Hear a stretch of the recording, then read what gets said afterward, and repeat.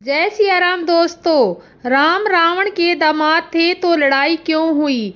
मित्रों, रामायण केवल एक धार्मिक ग्रंथ ही नहीं बल्कि एक गूढ़ ऐतिहासिक और सांस्कृतिक कथानक भी है, जिसमें कई रोचक संबंध और जटिल परिस्थितियां छिपी हुई हैं। प्रचलित मान्यताओं के अनुसार रावण के पुत्र मेघनाथ इंद्रजीत का विवाह नागराज वासुकी की पुत्री सुलोचना से हुआ था, जिन्हें कुछ कथाओं में लक्ष्मण की बहन बताया गया है। इस तरह कुछ लोक कथाओं में सीता को रावण की पुत्री भी माना गया है। इन संबंधों के बावजूद राम और रावण के बीच युद्ध क्यों हुआ। यदि लक्ष्मण की बहन सुलोचना थी तो सीता उनकी भाभी कैसे हुई। यह प्रश्न रामायण की कथानक की गहराई और विभिन्न संस्करणों की व्याख्याओं में उजागर करता है। तो आइए इन जटिल पारिवारिक संबंधों को ऐतिहासिक और पौराणिक दृष्टिकोण से समझने का प्रयास करें। उससे पहले यदि आप लोग इस चैनल पर नए आए हैं तो आप हमें लाइक और सब्सक्राइब जरूर करें और बॉक्स में जय राम सिया राम जरूर लिखें। मित्रों, अब समय को ना गवाते हुए बढ़ते हैं आगे और जानते हैं कि राम रावण के दामाद कैसे थे और लड़ाई क्यों हुई। मित्रों, यह उसकी समय की बात है जब रावण ने संतों, ऋषियों और महात्माओं से कर वसूलना शुरू कर दिया था। कहा जाता है कि लंका में अकाल पड़ा था, जिसके कारण रावण ने यह कहकर वसूलने की शुरुआत की थी। कुछ लोग ये भी कहते हैं कि ऐसा कोई अकाल नहीं था, लेकिन रावण ने महात्माओं से टैक्स लेना क्यों शुरू कर दिया। अब आप जानते हैं कि संतों के पास धन कहाँ होता है, उनके पास तो बस वस्त्र, कमंडल और सोटा होते हैं और कुछ नहीं। जब संतों के पास पैसे ही नहीं थे तो रावण, जो कि अत्याचारी था, उसने महात्माओं और ऋषियों का रक्त मिलाकर टैक्स वसूलना शुरू कर दिया। इसी दौरान जंगल में एक संत जी थे जो माता लक्ष्मी को अतिथि रूप में बुलाने के लिए उन्हें प्राप्त करने के उद्देश्य से रोज एक घड़े में दूध चढ़ाते थे। रावण जब महात्माओं से रक्त निकाल रहा था तब वह उसी स्थान पर पहुंच गया और संत की कुटिया में घुस गया, जिससे संत उस समय कहीं बाहर गए हुए थे। फिर रावण ने कुटिया में देखा कि एक घड़ा रखा हुआ था जिसमें थोड़ा सा दूध था। जो रावण ने उस रक्त को महात्माओं से निकाला, उस घड़े में भर लिया और फिर वह घड़ा लेकर अपने घर लौट आया। तब मंदोदरी ने कहा कि भद्रे, इसे खोलकर मत देखना, इसे कहीं छिपा दो। फिर मंदोदरी ने पूछा, प्राणनाथ, इसमें क्या खास बात है। तो रावण ने कहा, यह एक विशेष पदार्थ है, इसे किसी के हाथ नहीं लगना चाहिए, इसे सुरक्षित रखो। फिर मंदोदरी ने फिर इसे विशेष समझकर छिपा दिया। अब रावण, जो कि हमेशा वन विहार करने के लिए जाता था, यह बात मंदोदरी को बिल्कुल भी अच्छी नहीं लगती, क्योंकि एक स्त्री कभी भी यह नहीं सहन कर सकती उसका पति किसी और महिला के साथ समय बिताए। वह बहुत परेशान हुई, लेकिन फिर उसने यह सोचा कि इस घड़े में जो पदार्थ है उसे पीकर वह अपनी जान दे देगी। लेकिन जब उसने इसे पी लिया तो उसे यह एहसास हुआ कि वह गर्भवती हो गई है, जिससे यह जानकर वह काफी दुखी हुई, क्योंकि उसे लगता था कि वह एक पतिव्रता और सती नारी है और यह कैसे हो गया कि वह गर्भवती हो गई। वह बहुत परेशान हो गई, लेकिन अपने पति से यह बात नहीं कह सकती थी। मित्रों, फिर एक दिन मंदोदरी ने रावण से कहा कि रावण, मैंने सुना है कि आपकी गर्जना से स्त्रियों के गर्भ गिर जाते हैं। तब रावण ने कहा, तुमने सही सुना है। फिर मंदोदरी ने कहा कि स्वामी, मैं भी यह देखना चाहती हूँ कि आपकी गर्जना से स्त्रियों के गर्भ कैसे गिर जाते हैं। तो रावण ने पूछा, तुम्हें इससे क्या लेना देना है। मित्रों, फिर मंदोदरी ने कहा कि स्वामी, मेरे इच्छा है कि मैं आपको गर्जना सुनूं। आप जब वन में जाते हो तो गर्जना करते हो तो स्त्रियों के गर्भ गिर जाते हैं। आज मुझे वह गर्जना सुनने का मन है मित्रों। तब रावण ने कहा, अब ऐसी बात है बदरे, तो मैं अपनी गर्जना तुम्हें अवश्य सुनाऊंगा। तो फिर मित्रों रावण इतनी तेजी से गर्जना करता है कि मंदोदरी का गर्भ गिर जाता है। गर्जना करने के बाद रावण फिर वन विहार के लिए चला जाता है। मित्रों इस बीच मंदोदरी ने क्या किया, 2, 4 या 5 महीने का गर्भपात कर दिया। वह गर्भ जो रावण के घर में था, मंदोदरी ने उसे एक घड़े में बंद कर दिया और उसे रख लिया। अब जब रावण लौटता है तो एक दिन आकाशवाणी होती है कि हे रावण, तुम्हारे घर में जो घड़ा रखा है, अगर वह घड़ा तुम्हारे यहाँ रहेगा तो कुछ समय बाद तुम्हारे राज्य में बहुत बड़ा अकाल पड़ेगा, तुम्हारी प्रजा त्रस्त हो जाएगी और अकाल का प्रकोप बढ़ेगा। मित्रों फिर रावण ने यह सुनकर घबरा जाता है, लेकिन वह यह नहीं जानता कि उस घड़े में ऋषियों का रक्त नहीं बल्कि मंदोदरी का गर्भपात किया हुआ बच्चा रखा है। मित्रों रावण को यही लगता था कि घड़े में ऋषियों का रक्त है। फिर रावण सोचता है कि वह इस घड़े को कहाँ ले जाए। फिर उसे राजा जनक का राज्य याद आता है जो धन और संपत्ति में बहुत समृद्ध था। रावण उस घड़े को लेकर जनक के राज्य में गाड़ने चला जाता है। फिर रावण ने घड़े को जनक के राज्य में गाड़ दिया और फिर लौट आया। कुछ समय बाद राजा जनक के राज्य में अकाल पड़ने लगा और वह अकाल इतना भयंकर हो गया कि जनक की प्रजा त्रस्त होने लगी। फिर राजा जनक दुखी हो जाते हैं और अपने कुल गुरु, पुरोहित और ब्राह्मणों को बुलाकर यह पूछते हैं कि ऐसा कोई क्यों हो रहा है। मित्रों तब ब्राह्मणों ने बताया कि राजा जनक, तुम्हें भूमि यज्ञ करना पड़ेगा जिसमें तुम्हें और तुम्हारी पत्नी को भूमि जोतनी पड़ेगी। फिर राजा जनक और उनकी पत्नी सुनैना ने स्वयं हल चलाया और भूमि को जोतते हुए घड़े को पाया, जिसमें घड़ा खोला गया और उसमें एक सुंदर कन्या निकली, जिससे राजा जनक और सुनैना उसे देखकर प्रसन्न हो गए और कन्या का नाम सीता रखा। क्योंकि वह सीता शीतल घड़े से उत्पन्न हुई थी, इसलिए उसका नाम सीता रखा गया। मित्रों फिर यज्ञ के बाद बारिश शुरू हो गई और राज्य फिर से हरा भरा हो गया, जिससे अब राजा खुशहाल हो गई। साथ ही सीता का नाम सीता इसलिए रखा गया क्योंकि वह शीतल घड़े से उत्पन्न हुई थी। मित्रों इस प्रकार सीता को राजा जनक ने अपनी बेटी समझा और उनका पालन पोषण किया। लेकिन सीता वास्तव में रावण की बेटी थी, क्योंकि मंदोदरी के गर्भपात किया था और वह उसे घड़े में बंद कर दिया था और वही घड़ा राजा जनक के राज्य में गाड़ा गया था। मित्रों अब बात आती है कि जब सीता रावण की बेटी थी तो राम और रावण के बीच युद्ध क्यों हुआ। कहते हैं कि जब सीता का स्वयंवर हुआ था तो रावण भी वहां गया था। उसने सीता की हस्तरेखा देखी थी और समझ लिया था कि जिस लड़के के साथ सीता का विवाह होगा वही उसका काल बनेगा। मित्रों रावण यह भी जानता था कि सीता का विवाह राम से होगा और यही उसकी मौत का कारण बनेगा, इसलिए रावण ने सीता का हरण किया और उसे लंका ले गया, जिसके बाद में राम और रावण के बीच युद्ध हुआ, जो राम ने रावण का वध किया। मित्रों अब सीता के बारे में एक और सवाल उठता है कि वह लक्ष्मण की बहन कैसे हुई। इसका उत्तर यह है कि भगवान परशुराम, जो भगवान शिव के शिष्य थे, उसने गुरु दक्षिणा के रूप में शेषनाग की मणि प्राप्त करने की इच्छा जताई। फिर भगवान शिव ने उन्हें शेषनाग की मणि लाने को कहा, जिससे परशुराम ने मणि प्राप्त करने के लिए पृथ्वी को कांपते हुए शेषनाग की ओर चलना शुरू किया। फिर देवता घबराए हुए थे, क्योंकि अगर परशुराम ने मणि प्राप्त कर ली तो पृथ्वी पर संकट आ सकता है। फिर शेषनाग और पृथ्वी दोनों डर गए। फिर पृथ्वी ने एक बुढ़िया का रूप लिया और शेषनाग ने शिशु रूप लिया और फिर वही हुआ। शेषनाग जो है वो एक शिशु के रूप में आते हैं और पृथ्वी जो है वो एक स्त्री और बुढ़िया बन जाती है और और परशुराम जब रास्ते में जा रहे थे तभी वहीं पृथ्वी देवी शेषनाग को बालक के रूप में लेकर बैठी हुई थी। फिर जब परशुराम उन्हें आते हुए देखा तो शेषनाग जो बालक के रूप में थे रोने लगे। फिर भगवान परशुराम के पास पहुंचने पर उन्होंने बुढ़िया से पूछा, अरे देवी, यह तुम्हारा बच्चा क्यों रो रहा है? फिर पृथ्वी देवी ने जवाब दिया कि क्या करें, रहने के लिए जगह नहीं है मेरे पास और इस कारण यह परेशान है, इसलिए रो रहा है मित्रों।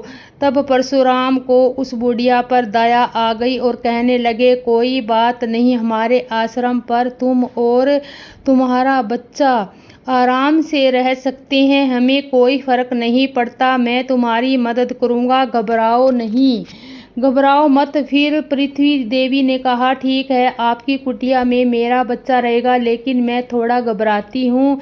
तब परशुराम ने पूछा, वो कैसे? फिर पृथ्वी देवी बोली, हमारा बच्चा बहुत ही शरारती है और अगर वह आपके आश्रम में किसी वस्तु को नुकसान पहुंचाएगा, कुछ तोड़ेगा तो आपको गुस्सा आएगा और आप उसे मार देंगे, यही कारण है कि मैं परेशान हूँ मित्रों। फिर परशुराम ने वचन दिया, आप घबराइए मत, यदि ऐसा कुछ भी होता है तो मैं आपके बच्चे से कुछ नहीं कहूँगा और न ही उसे मारूंगा। मित्रों, इस वचन के बाद पृथ्वी देवी शेषनाग को बालक के रूप में लेकर परशुराम की कुटिया पर आई और परशुराम वापस लौट गए।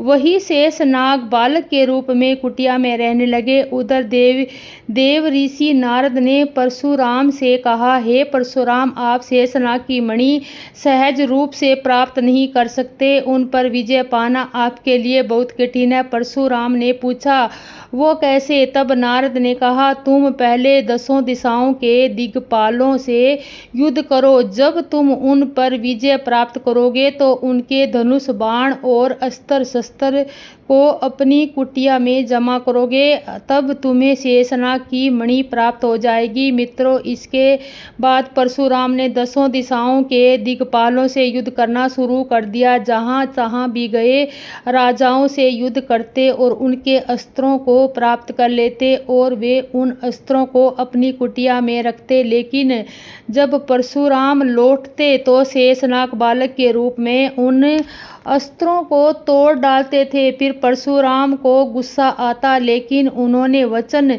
दिया था इसलिए वे बच्चे से कुछ नहीं कहते थे। यही कारण है कि परशुराम ने 21 बार क्षत्रियों को नष्ट किया था, लेकिन शेषनाग की मणि प्राप्त करने में वे सफल नहीं हो पाए। अब वही शेषनाग लक्ष्मण बनते हैं और परशुराम स्वाद लक्ष्मण से होता है। लक्ष्मण वही बात कहते हैं, बहु दनहु तोरी लरिकारी, अस ऋषि कबहु न किन्ह गोसाई। यानी मैंने बचपन में कितने सारे धनुष तोड़े, लेकिन आपने कभी गुस्सा नहीं किया था। अब इस धनुष में क्या लाल लगे हैं जो आप इतना क्रोधित हो रहे हैं? मित्रों, अब इस कथा का एक और अर्थ भी निकलता है। सीता लक्ष्मण की बहन कैसे हुई? सीता तो जो पृथ्वी देवी की पुत्री मानी गई क्योंकि वे धरती से उत्पन्न हुई थी, और शेषनाग लक्ष्मण के रूप में माने गए क्योंकि वे पृथ्वी के ही पुत्र थे। इस प्रकार लक्ष्मण की बहन सीता हुई। मित्रों, अब भाभी कैसे हुई? क्योंकि राम और सीता का विवाह हुआ था और राम लक्ष्मण के भाई थे, इस प्रकार सीता लक्ष्मण की भाभी हो गई। और यही कारण था कि सीता लक्ष्मण की बहन यानी बहन की। मित्रों, यह था कि इस कथा का अर्थ, इस कथा का कोई और अर्थ आपके मन में आता है तो कृपया कमेंट बॉक्स में लिखें ताकि हम और जानकारी प्राप्त कर सकें। तो मित्रों, मैं उम्मीद करता हूँ आपको यह कथा पसंद आई होगी, और यदि आप लोग इस चैनल को लाइक और सब्सक्राइब कर दो तो कमेंट में ज़रूर लिखें और जय श्री राम ज़रूर लिखें और बोलें। जय सिया राम। दोस्तों, भगवान विष्णु ने बताया जब कुंभकर्ण 6 महीने सोता था तो उसकी पत्नी क्या करती थी। रामचरितमानस रामायण। दोस्तों, भगवान श्री हरि विष्णु जी कहते हैं जब कुंभकर्ण 6 महीने सोता था तो उसकी पत्नी क्या करती थी। एक बार की बात है, भगवान श्री हरि विष्णु जी और माता लक्ष्मी जी अपने धाम वैकुंठ लोक में अपने नाग के शया पर आराम कर रहे थे और रामायण के कुछ प्रमुख पात्रों के बारे में बातचीत कर रहे थे। तो बातचीत करते समय माता लक्ष्मी जी के मन में एक प्रश्न आया।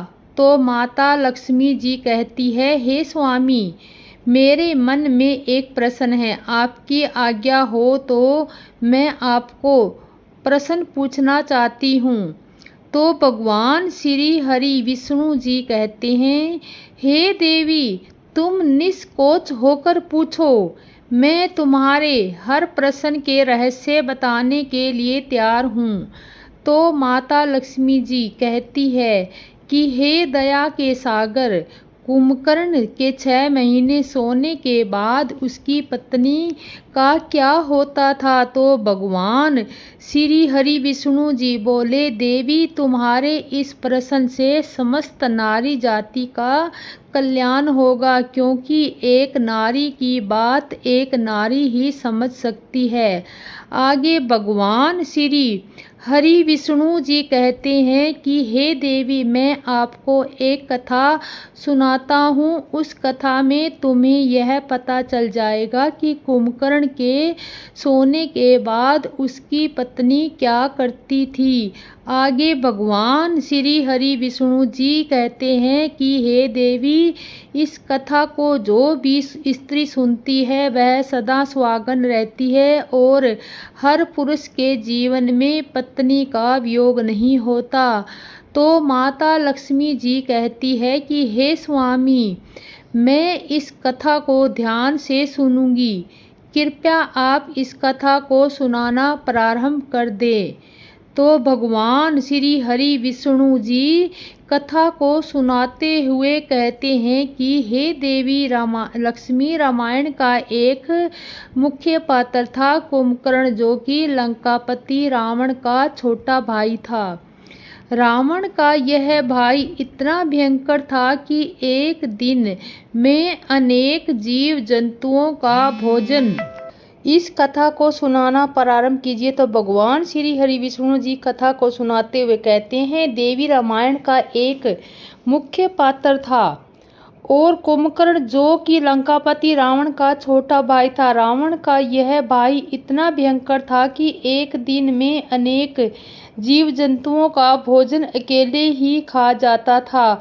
इसके बाद भी कुंभकर्ण के पेट में चूहा नहीं, हाथी दौड़ते थे।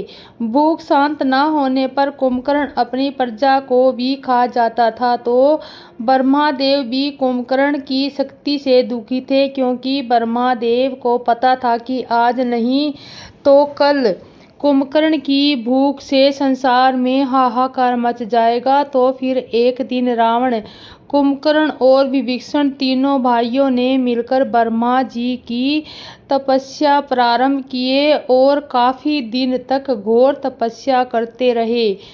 तब फिर ब्रह्मा जी ने उनके सामने प्रकट हुए और ब्रह्मादेव ने तीनों भाइयों से वरदान मांगने को कहा। तो रावण ने अमर्त्य प्राप्ति का वर मांगा था, परंतु यह वरदान देने से ब्रह्मादेव ने मना कर दिया था और कहा कि तुम्हारा जीवन तुम्हारी नाभि में स्थित रहेगा, जिससे शत्रु आसानी से तुम्हारा वध नहीं कर पाएगा। तो फिर उसके बाद जब बारी विभीषण की आई तो उन्होंने संपूर्ण जीवन में राम भक्ति मांगी थी और कुंभकर्ण इंद्रासन पाने की इच्छा से यह घोर तपस्या किया था कि जिससे इंद्रदेव भी काफी चिंतित थे।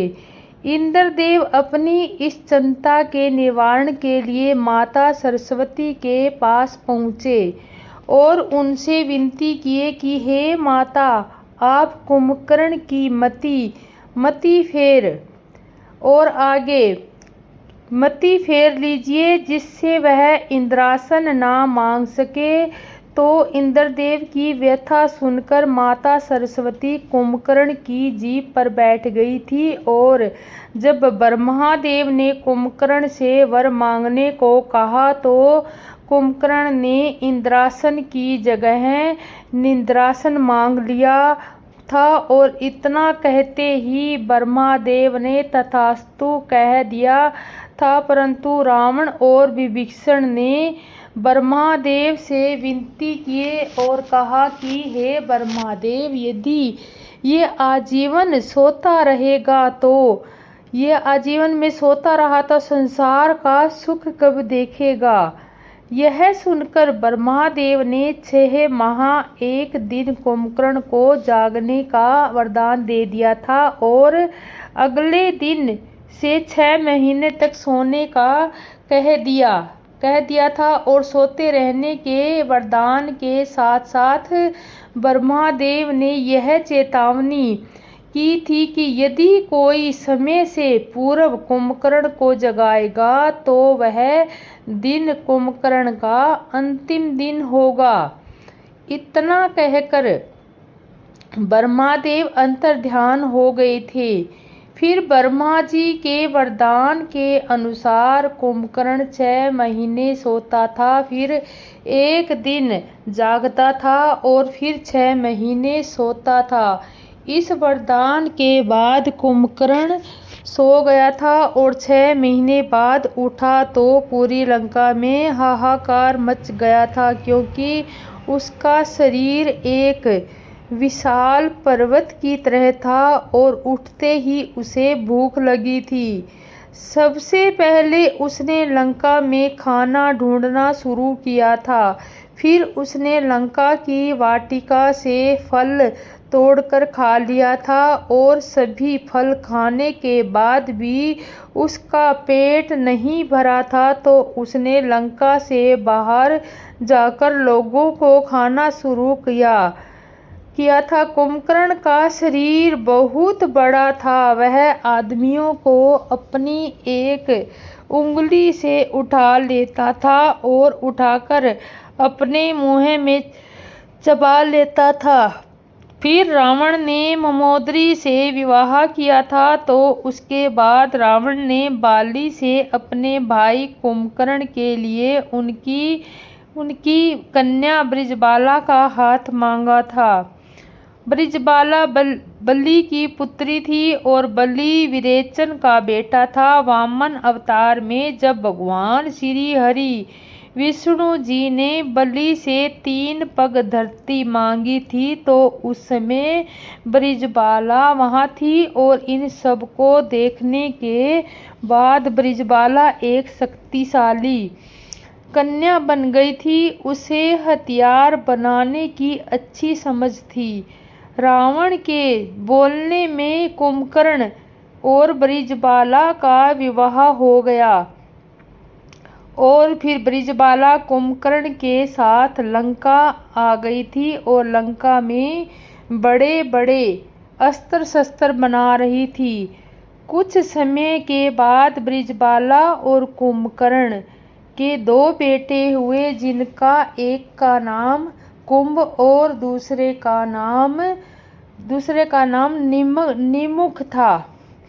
इसके अलावा कुंभकर्ण ने 2 विवाह और किए थे और यह दोनों विवाह उसने अपनी मर्जी से किया था। कुंभकर्ण की दूसरी पत्नी का नाम कर्कटी था।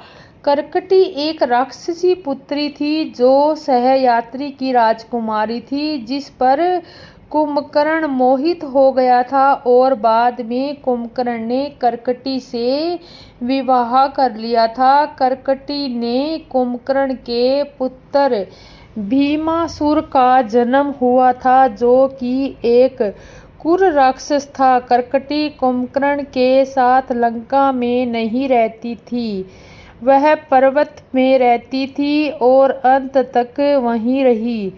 कुंभकर्ण का तीसरा विवाह कुतुमपुर के महोदर नामक राजा की बेटी तड़पमाला से हुआ था, जो बाद में लंका में रह रही थी। और कुंभकर्ण की पहली पत्नी बृजबाला को रावण ने लंका की शस्त्र बनाने वाली सेना नायक बना दिया था, क्योंकि उसे शस्त्रों के बारे में बहुत ज्ञान था। इसलिए वह अपनी सेवा के शस्त्र बना रही थी और कुंभकर्ण की तीसरी पत्नी तड़पमाला उसके लिए 6 महीने तक भोजन बनाती थी, ताकि जब कुंभकर्ण उठे तो उस भोजन को खाकर उसकी भूख मिट जाए।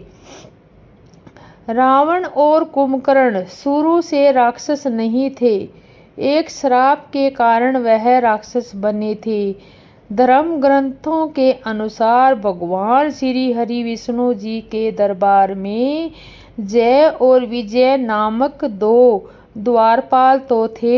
एक बार सनक, सनत, सनातन और सनत कुमार नामक 4 मुनि भगवान श्री हरि विष्णु जी के दर्शन करने के लिए आए, तो उस समय जय और विजय नाम के भगवान श्री हरि विष्णु जी के 2 पहरेदार ने उनकी हंसी उड़ाते हुए उन्हें रोकने का प्रयास किया था। इससे वो चारों मुनि बहुत गुस्से में आकर श्राप देते हुए बोले थे कि तुम्हारे कर्म तो असुरों जैसे हैं, इसलिए तुम इसी क्षण असुर हो जाओगे, यहाँ तुम्हारा कोई काम नहीं है। इस पर जय और विजय को अपनी गलती का एहसास हुआ और उन्होंने उन ऋषियों से क्षमा मांगी थी। इस पर उन ऋषियों ने कहा कि इस श्राप को वापस नहीं ले सकते, लेकिन इतना हो जाएगा कि तुम्हें हमेशा के लिए नहीं बल्कि 3 जन्मों के लिए असुर योनि में रहना पड़ेगा और तीनों ही जन्मों में तुम्हें मुक्त करने के लिए स्वयं भगवान श्री हरि विष्णु जी आएंगे। उसके बाद तुम फिर इस पथ को प्राप्त कर लोगे। त्रेता युग के समय रामायण में भी कुंभकर्ण की पूर्व जन्म का उल्लेख है। असल में एक ऋषि के श्राप के कारण कुंभकर्ण जंगल में भटक रहा था, तो उस समय वहां पर भगवान श्री हरि विष्णु ने पहुंचकर बोले कि तुम मुझे मत ढूंढो, जब समय आएगा तो मैं तुम्हारे पास आ जाऊंगा। इसके बाद जब भगवान श्री हरि विष्णु ने भगवान श्री राम का अवतार लिया था और अयोध्या नगरी में धन्य किया था कुंभकर्ण के।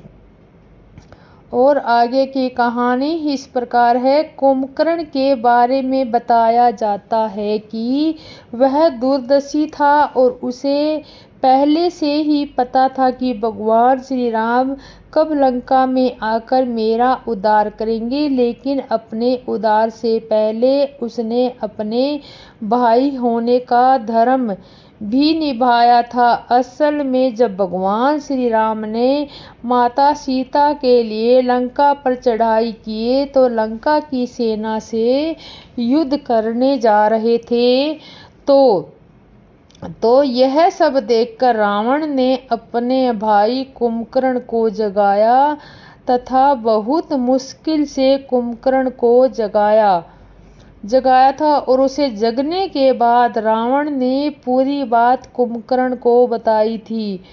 तो कुंभकर्ण ने रावण को समझाते हुए कहा कि हे भ्राता, आपके पास 5 कन्याओं में पूजित संसार की सबसे सुंदर कन्या भाभी मंदोदरी है, जो कि आपकी धर्म पत्नी है और मेरी माता समान भाभी है। इसके बाद भी आप जंगल में भटकते हुए एक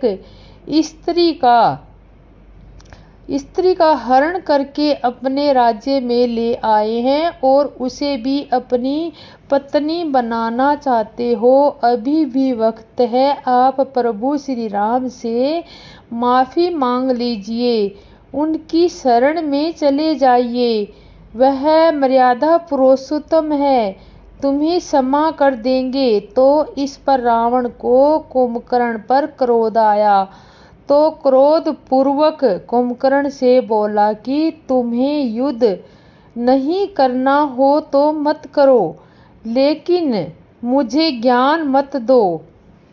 कुंभकर्ण कहने लगा, भैया मैं तो समझा रहा था क्योंकि इसी में लंका की भलाई है, लेकिन आप नहीं चाहते कि मैं तो अपने छोटे भाई होने का धर्म निभाऊंगा और भगवान श्री राम से युद्ध करूंगा। इतना कहकर कुंभकर्ण रणभूमि की ओर चल पड़ा और जब कुंभकर्ण रणभूमि की तरफ जा रहा था तो ऐसा लग रहा था कि जैसे बड़ा पर्वत जा रहा हो। और कुंभकर्ण ने रणभूमि में पहुंचकर वानर सेना में हाहाकार मचा दिया था। उसने भगवान श्री राम की सेना को तितर बितर कर दिया था और ना जाने कितने ही बंदरों को भी मार दिया था। तो यह सब देखकर भगवान श्री राम ने देखा कि कुंभकर्ण अब नहीं मानेगा, तो भगवान श्री राम ने धनुष पर बाण लगाया और कुंभकर्ण को मारकर यमलोक भेज दिया। तो कुंभकर्ण के मरने के बाद रावण दुखी हो गया था क्योंकि उसने अपने भाई को खोया था। लेकिन रावण से ज्यादा दुखी कुंभकर्ण की पत्नियां ब्रिजबाला तड़ितबाला थी। दो सती हो गई थी क्योंकि ब्रिजबाला और तड़ितमाला दोनों ने भगवान श्री राम से प्रार्थना की थी कि हे प्रभु, हमें भी इस असुर योनि से मुक्ति मिल जाए। तो भगवान श्री राम जी ने बाद में ऐसा ही किया। भगवान शिव कहते हैं कि हे देवी पार्वती, कुंभकर्ण के साथ साथ उसकी पत्नियों को भी मुक्ति मिल गई थी। भगवान श्री हरि विष्णु जी कहते हैं, हे देवी, इसी के साथ हमारी आज की कहानी भी संपन्न हुई। आशा करती हूँ आपको यह कथा अच्छी लगी होगी। अगर आपको ये कथा पसंद आई हो तो आप वीडियो को लाइक और सब्सक्राइब ज़रूर करना और आगे की वीडियो का नोटिफिकेशन आपको मिलता रहेगा। जय सिया राम दोस्तों।